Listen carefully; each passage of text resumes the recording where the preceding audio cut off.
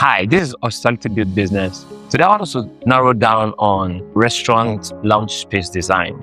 And then we further break it down to talk about seating arrangement, how seating arrangement affects aesthetics and how it can even affect sales. Because I've noticed that many restaurants these days just get an architect, an interior designer to design their restaurant lounge, make it thick, beautiful, exotic, with all kinds of themes, no matter the kind of restaurants that they are into. Before now, presented the fact that there are different kinds of restaurants. For example, if you're doing what we call the quick service restaurants, the QSR, that's the one that's popularly called fast foods. These are restaurant spaces that when you come in, you see the food that you want to buy already displayed. Fast food, like it's called. You don't want people to sit for too long. You don't want them to come into your space and sit there for a long time, not wanting to leave, and the rest of that. You also prepare your space to not be too comfortable so that people can come in and sit for 1, 2, 3, 4 hours. The idea is that let them just come in, buy their food, eat and leave, or come in, buy their food and take away. These are the restaurant spaces that also thrives on combination of both dining in and takeout. While the kitchens, for example, don't even have lounges at all. Now come to the one that we call made to orders or the fine dinings. These are restaurant spaces that want you to have a cozy and relaxing environment. You see that restaurant space of yours that is supposed to be fast food, but when you come in, you see a lot of booth seats everywhere. I entered one restaurant not too long ago. I saw a lot of booth seats everywhere, executive chairs that people could sit and relax for hours. People can have meetings, and yet it's a fast food. You could argue that, well, what I have is a hybrid of both a fine dining and a fast food.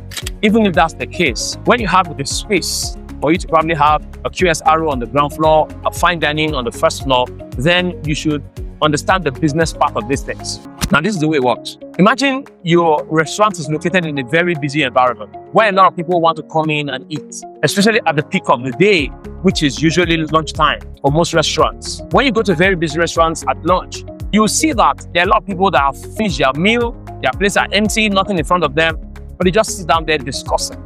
This is not very good for your business. While others come in and they are wondering, where can I eat? People that have come into your restaurants at this time could just, well, for the fact that they're already there, buy food and eat. But they live with an impression that, oh, at this hour, this place is too busy, I don't want to come in. Whenever there's an alternative around that is equally busy, but because the seating arrangement have been engineered in such a way that it doesn't give so much comfort for people to come in and sit, people just go there, eat their meal, and they leave. That restaurant at the end of the day begin to do more sales than you are doing, because many restaurant owners confuse crowd at every point in time in their space to sales. Yes, it is sales, but if you compare this to another restaurant that has less crowd, because many people are buying and taking away, they basically have what we call a higher foot count than the one that has lots of people coming in, sit and relax for a very long time. Well, you have spent so much money creating a very cozy space, but at the end of the day, you're not selling as much as the other person who has been very intelligent and business-minded in creating the seating arrangement for his or our customers. One thing you must know is this: for a fine dining space, you recover the funds you use in creating the more expensive booth seats and booth seating. Usually, those fine dining spaces have this archaic theme, for lack of a better word. They have these cool wooden themes that are always very traditional looking and beautiful and cozy space. Very cool and quiet, very relaxing spaces. It costs you more money to put up those kind of spaces, other than another space where you will just mostly paint most part of the walls and have your single seats in 2s and in 4s with a table around them where people can come in 4 or in pairs to sit, eat their food, and they leave. You agree with me that you go to a fine dining, let me say a Chinese restaurant, the amount you pay for a plate of food is not the same thing you will be willing to pay in a quick service restaurant, even if they are offering the same thing. There's a popular quick service restaurant, for example, in Lagos State. They don't have too many branches. We all know this mega business I'm talking about. They do Chinese, but yet their space is not so relaxing that you want to stay there for too long. Buy, eat, and go. And so they are making so much money. Well, don't say I didn't tell you anything. This is an eye-opener for business owners. Don't spend money creating spaces and then you're not able to charge equivalent rates for the amount of money you spent creating that space.